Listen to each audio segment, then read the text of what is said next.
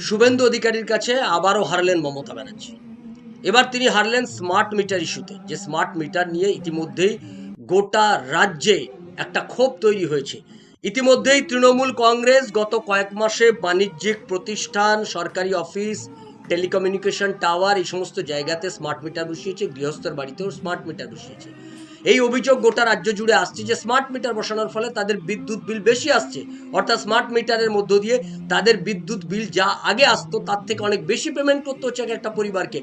এই নিয়ে একটা মারাত্মক ক্ষোভ জন্মায় এবং ২-৩টে জেলাতে ইতিমধ্যেই স্মার্ট মিটার বসিয়ে দেওয়া হচ্ছে বাড়িতে বাড়িতে। আর তার বিরোধিতা করেই গোটা রাজ্যের মানুষ যখন ক্ষোভে ফুটছে তখন তৃণমূল কংগ্রেসকে পিছু হটতে হলো। বিদ্যুৎ মন্ত্রী অরূপ বিশ্বাস তিনি মমতা ব্যানার্জিকে জানালেন এই স্মার্ট মিটার ইস্যুতে গোটা রাজ্য জুড়ে মারাত্মক ক্ষোভ তৈরি হয়েছে।